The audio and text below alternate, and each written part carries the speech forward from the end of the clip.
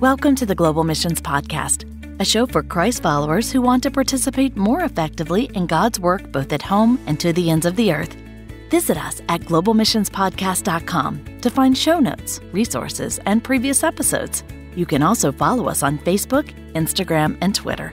And now, here's your host, Rob Magwood, better known to many friends as Mags.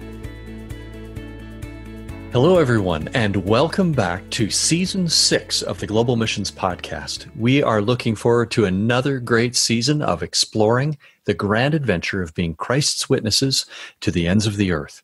As we get started today, let me say a big thank you to everyone who completed our 2020 listener survey.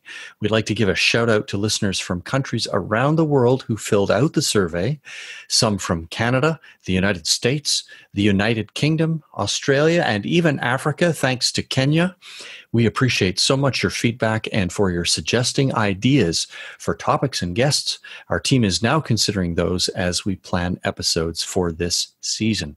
We've also been learning just how helpful subscriptions and reviews are for increasing podcast visibility. If you're enjoying this content, would you hit the subscribe button on your podcast app? You'll avoid missing any of our upcoming season while helping to make the podcast known to others. I would like to quickly mention our next episode, which will be published in 2 weeks. We've entitled that conversation, Caring for Cross-Cultural Workers Who Have Returned Home During the COVID-19 Pandemic. We'll explore some of the emerging issues for mission workers during these unusual days. Today's conversation is with a young leader who helps churches and agencies work well together. We've entitled the conversation, 4 Ways Churches and Agencies Can Work Well Together to Prepare Missionaries for Ministry.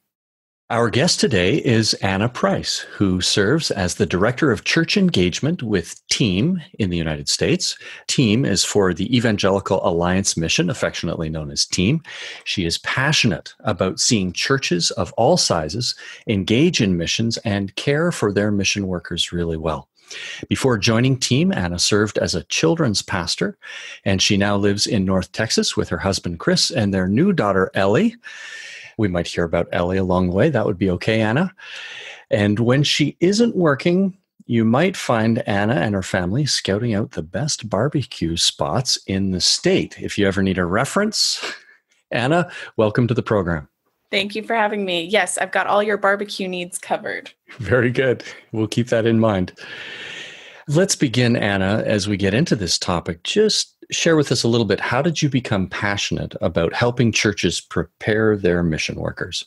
Yeah, so whenever I was in college, it was kind of my first experience with missions in general. I didn't necessarily grow up in a church that talked about missions, but my school was very passionate about missions. So I spent a summer overseas, and once I came back, I realized I really wished I had involved my church in that process, because there was just a lot to process through myself. There was a lot I didn't know before I went overseas. And I just knew if I would do it again, I wish I had involved my church.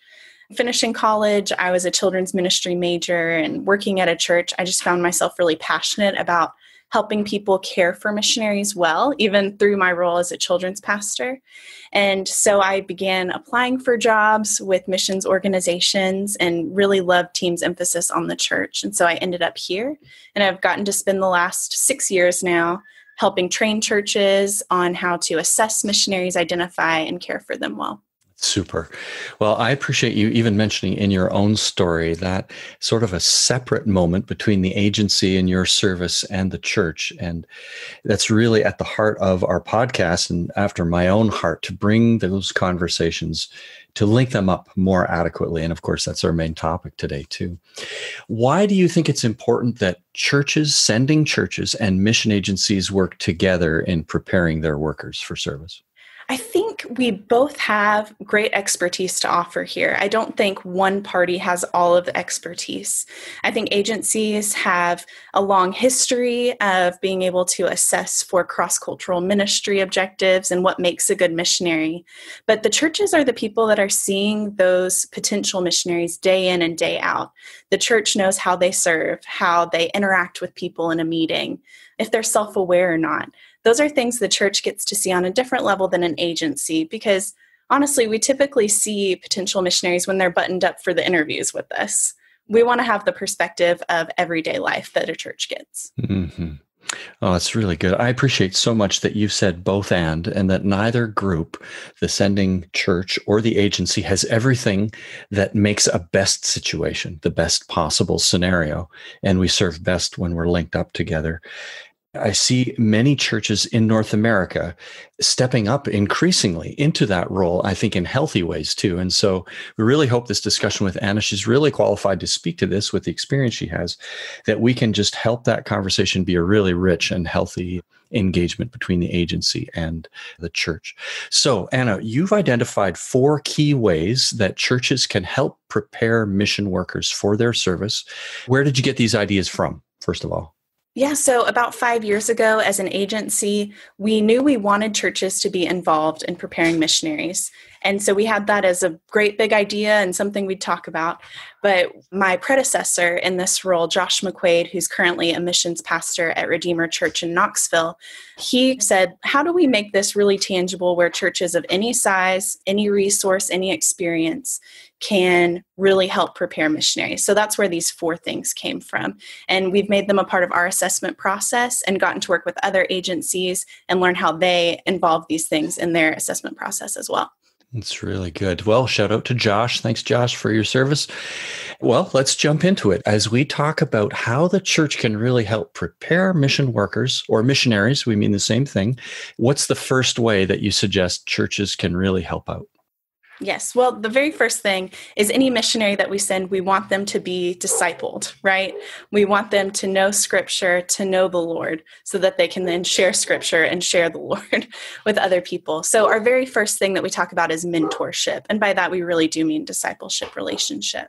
So we encourage churches to be discipling your people, the very basic, every member, but also especially those who might go overseas or be in ministry. And have you seen some particular practical ways where this has really worked well? Examples you could provide? Some churches have really in-depth small groups that are walking through a deep study of Scripture together, and the church is really well aware of the biblical knowledge that all of their small groups are imparting. I think that's really important. What I've seen is actually some more formal programs come about over the last few years. I think millennials really desire that mentor discipleship relationship. And so even areas where you identify potential mentees and mentors in your church and match them together, sometimes it kind of takes away the awkwardness of someone having to ask, can I mentor you? Or will you mentor me? And the church really facilitates that relationship well. It sounds to me like this is a great potential for the church to be blessed as well, right? As they're developing leaders and discipling their people. Yes, it's looking forward to missions service, but hopefully in the interim and in the meantime, that's going to be a blessing to the church, right? Yes, yeah. I think building up healthy missionaries comes from building up a healthy church. They go together. They're very linked. Well said. Well said. Talk to me just a little bit during this season or time. How does the mission agency relate into this mentoring process? Yes, well, I think the agency can offer some great recommendations on books or maybe questions that a mentor can ask. So for instance, at Team, we've got a list of questions that we give mentors that they can ask. We also have some books. Mission Smart is one that I recommend often. It's really easy for a mentor and a mentee who are specifically thinking towards missions to walk through. So those recommendations, I think, are a great place for an agency to walk in. Also, many agencies provide a mentor in the mission space as well. So outside the church, they also have some mentorship. I could imagine some connectivity is appropriate between those people as well. Someone who's specifically working with whatever, Anna and Chris are interested in serving in missions, that there's someone in the local church and there's someone in the agency, and that creates a working group where they're on the same page together. Yes, we have a church that is, the missionaries are going overseas, and on their vision trip, their mentor is actually coming with them. And we were just really excited by that interest. Wow, that is super. That's an idea worth exploring a little more. I just want to use this to transition and mention, if you're familiar with the podcast already, you know that we take show notes, but Anna just mentioned a book and some resources All of the things that Anna mentions during this episode will be in the show notes available on the website, globalmissionspodcast.com. So you don't need to worry that you missed the title of the book. We will include all of that later in the show notes. Just to dig back a little bit into that idea, Anna, did you say that someone from the sending church actually departed with the missionary family initially, like maybe for their arrival or something? What did that look like? So it was actually for their vision trip as they were discerning if that placement was the right place for them. So their mentor got to speak into the placement and kind of represent the church in that decision. Excellent. Oh, that is good. I just love that the sending church has an increased, in many cases, or at least a very healthy voice in the early discernment, way back here in the timeline. You can't see me. Over in the early timeline. Okay, so the first idea, the first way churches can really participate in this process is discipleship and mentorship. What's the second way churches can participate? The second way churches can help prepare missionaries is through assessment of potential missionaries. So in the past, or maybe in some circles, kind of a missionary calling's been a trump card of, oh, you're called to missions. Okay, that's the only thing we have to think about. But I think we're seeing that it's important to know our congregation and know our members, know how they're growing spiritually and where they can grow. Of course, we're all works in progress. It's not a pass-fail test, but just identifying where a potential missionary is spiritually and even in their skills, missional skills, and creating plans for how they can grow in that before they even go overseas is so important for a church and an agency to speak into. Now, this is so appropriate, I think. You mentioned earlier, just kind of in passing, when we do interviews for an agency, like any job interview, you can imagine people, we say, shine their shoes and they're on their best behavior. And it's a very brief snapshot. Whereas we really want to have a fully orbed view and understanding of where someone is at and what their readiness level is.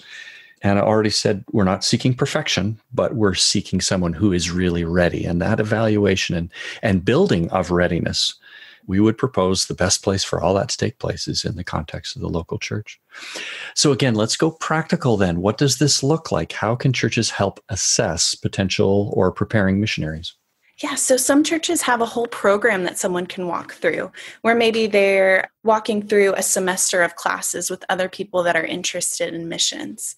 But other churches, they simply just have an interview or a time to eat pizza together and talk family to family with an elder or a pastor and really dive into what has God done in your life. I think it's great to have a program, but I think pizza and talking over a table is where you can learn those things just as well. In some ways, a small group might already know these things. So it might not be an extra step of assessment, but it might be talking to your small group leader and saying, hey, how have you seen that person interact in a group? What do you feel like God's doing in their life? I think that's a great, simple step that any church could take in assessment. How have you found that the applicant or the person or people who would like to become missionaries, how do they respond to this? That's a great question. I think it really shows that the church cares and is invested in the applicant, that it's not a calling or a process that's happening somewhere else, but the church wants to be a part of developing missionaries, believes in your calling and wants you to develop it. So I would say almost 100% of the time I see appointees or potential missionaries really appreciate that speaking into their lives. And again, I'll ask this, what role does the mission agency play in this assessment, sharing it together with the church?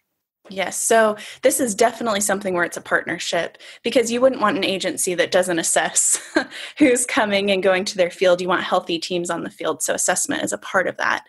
Most agencies have a framework that they use to assess potential missionaries, and I bet if a church asked them for what that framework was, just about any agency would be more than happy to share it with the church. So finding maybe what are those areas or domains that we should be asking questions about and really digging in deep.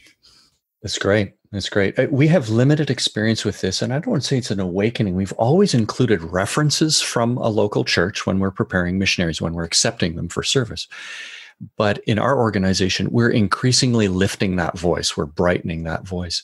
And we have seen it only lead to positive things, especially, I would say, between the church and the agency, and familiarity and trust. When this is conducted together, it's more likely that we get that healthy long-term partnership that will extend over hopefully years of faithful service. So number 1 was discipleship and mentorship. Number 2 is assessing readiness. Number 3, what's the third way you suggest that churches can help prepare missionaries? I find the third one is sometimes most surprising to a church, but I think it's important for the church to speak into potential placement for a potential missionary. So what I mean by that is where they're going to serve and what sort of ministry that they do. Again, the church knows aspects of that person's personality and skill set that the agency doesn't fully see. And so that person can say, hey, I really feel like this person needs a warm, welcoming culture, or I feel like this person would really thrive in maybe a colder, more formal culture. Those are things that a church can speak into. Now, you may say as a church, I don't really even know what those words mean that you just said about formal and cold culture. I think that's where the agency and church work really closely together, where the agency can help say, hey, here's some attributes of someone that really thrives in this country. Do you feel like the person at your church exhibits those characteristics? Really talk together about what that is. It's deepening that conversation, right? Historically, some churches, not all, but some churches have delegated all of this to the agency. And we understand there's sometimes some good reasons for that, sometimes not so good reasons. But in any case, the main weight of what placement means is on the agency alone. And that shift, I just agree, is a very helpful idea. What are some practical ways that churches can help discern placement? I think one of the biggest ways is walking through personality tests with your potential missionary and learning some of those personality aspects about them, or helping the missionary learn those about themselves, so that when the agency comes back and says, here are some attributes that are helpful for someone in that culture, you've got some language, some shared language with you and the applicant to really know. I think if it's at all possible to travel or do a vision trip with your applicant, please do that. Yeah, I know it's definitely an investment of time and of resources, but I think it is so helpful to both the church and the potential missionary. Well, you're right that investment is the right way to look at that. That is an investment forward. And yes, it could be costly. It's not just a cost. The perception of the missionary candidate, that their church would go with them. I would add to that the perception of the agency when a church is willing to send someone along to participate in the discernment process. I'll go further. I think that if they're landing in any place, wherever they're landing, if there's any community already there, would see the support of a church exploring and learning. It just seems very, very positive there, positive potential. So again, how does the agency speak into this, or how can the agency help? Well, I think this is where the agency can really use their expertise in cross-cultural ministry and share that with the church. Like I said, there are some terms or maybe some things that I was born and raised in Kentucky and now live in Texas. I don't have the same context of what it looks like to work long-term in Croatia or what that really means. So I would love an agency to speak and share those things with me, so I know what to look for and what to prepare my missionary for. Well, here we have 3 out of 4 very good ideas with practical applications. Just before we get to the fourth and final one and some additional conversation, we'd like to share with you this missions resource that we hope will be helpful to you and your church. Sending missionaries is a church-wide effort, from the pews to the pulpit. But how do you cast a vision that inspires your church members to action? Teams Casting a Vision for Missions Guide takes church leaders through the key questions they need to ask as they create a mission strategy. Determine your guiding principles, assess the resources God has given you, and build your plan for success. Go to team.org/podcast to learn more. That's team.org/podcast. And now, back to today's conversation. We are back with Anna Price, who serves as the Director of Church Engagement with Team from her home in Texas. Anna, you've shared 3 ideas. I'll just quickly recap them: discipleship and mentorship. Number 2, assessment of readiness. Number 3, ministry placement. What is the 4th way that churches can help prepare mission workers for service? This fourth one is the one I've seen maybe make the most difference for a long-term partnership with a missionary and their church. And that is talking through expectations of one another. Now, you may think, I don't have any expectations of my missionary besides that they share the gospel. Or the missionary may say, I don't have any expectations of my sending church. But the reality is everyone has expectations of everyone else. And the sooner we can kind of get those out on the table and talk through them, the healthier that relationship and partnership is going to be in the long term. So there are a few areas that I think are most important to talk through expectations, especially on the front end, maybe before someone is officially appointed with an agency or officially has a placement. And I think that's talking through why the church wants to send the missionary and why the missionary wants to go. At the very basis, I think you should know those things about one another. And the other thing is how long you're planning to go. We've had a few unfortunate situations where someone was planning to go long-term and the church thought they were only going for a few months. That is an interesting surprise whenever the financial commitment especially ends up cutting off a lot sooner than you expected. It's just clarity, right? It's heading toward clarity. I really agree. Everybody's got expectations. I also just want to pull out something with a caution for anyone who's listening and might be thinking about getting into missions themselves, to include your church as early as possible. It's been a disappointment expressed to me as an agency leader that churches feel they are late in the conversation. A lot of discernment, even decisions have been made before they are fully included in the conversation. So just as a general note there, why are we doing missions? Are we on the same page there? And how long duration? Are you going short term, medium term, long term? What are some practical ways, Anna, that you use to help clarify expectations? I think it's helpful to sit down and have a conversation about how often you want to hear from your missionary, how often they want to hear from the church. I think it's important to get to know the best ways that people communicate with one another. So with the church, is that typically a bulletin? Okay, how can you get that bulletin to your overseas workers? For a missionary, are they planning to do a Facebook group? How do we make sure that the church has access to that Facebook group and can see what's going on?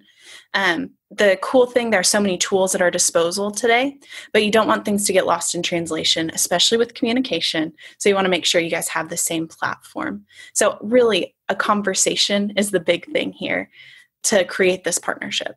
This is really helpful. And here I am going to mention something our agency uses. We have a worksheet. It starts as a worksheet, a template that then is adapted for each church and each missionary family that articulates the triangle. We call it a global ministry agreement between the sending church, the missionary family, and it may be a single person or a couple or a family with children, and the agency.